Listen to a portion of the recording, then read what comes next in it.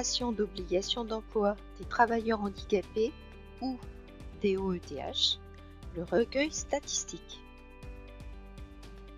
La finalité du recueil statistique est de réunir et compiler les éléments pour un meilleur pilotage des politiques publiques emploi-handicap dans le secteur public. Nous verrons dans cette partie comment le compléter et permettre ainsi l'accès à la validation de la déclaration. Quels sont les principes du recueil statistique? Deux principes structurent le recueil statistique.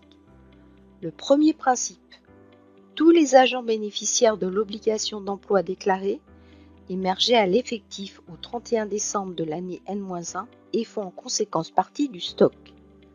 Premier principe donc, tous les agents bénéficiaires déclarés sont à inscrire dans le stock.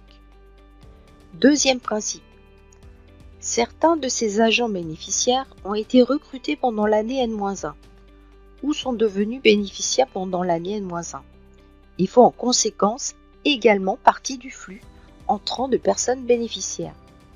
Deuxième principe donc, les agents bénéficiaires recrutés pendant l'année N-1 ou les agents devenus bénéficiaires pendant l'année N-1 sont à inscrire également dans le flux.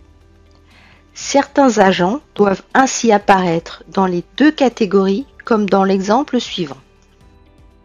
En conséquence, un agent bénéficiaire de l'obligation d'emploi présent aux effectifs le 31 décembre et recruté au cours de l'année apparaîtrait en toute hypothèse dans le stock et dans le flux.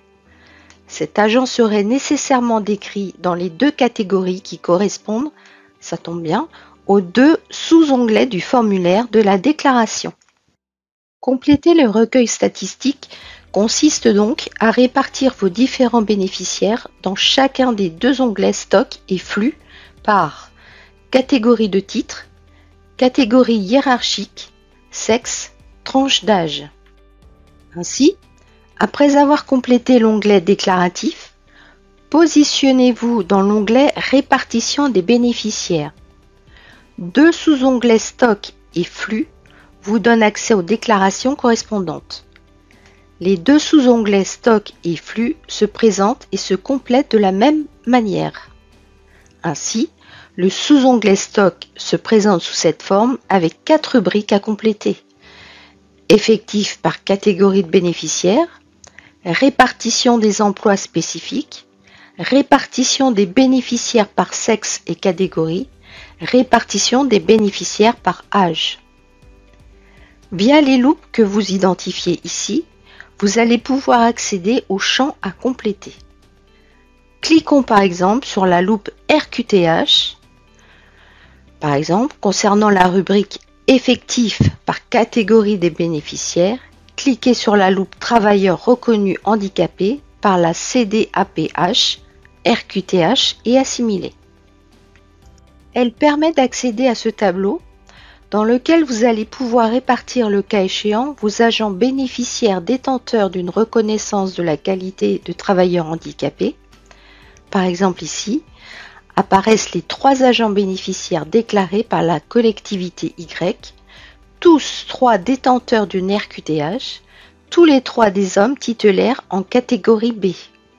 À chaque rubrique complétée, n'oubliez surtout pas d'enregistrer votre saisie. Attention!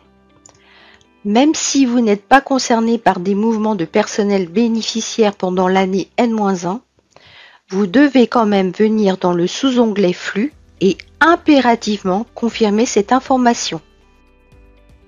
En effet, même si votre structure n'a pas connu de flux de personnel bénéficiaire en N-1, c'est-à-dire qu'il n'y a pas eu de recrutement de personnel bénéficiaire pendant l'année N-1, ou qu'aucun personnel déjà inscrit à l'effectif n'est devenu bénéficiaire pendant l'année N-1, vous devez le signaler dans le sous-onglet Flux et l'indiquer à cet endroit en cochant cette case d'absence de recrutement ou de maintien dans l'emploi.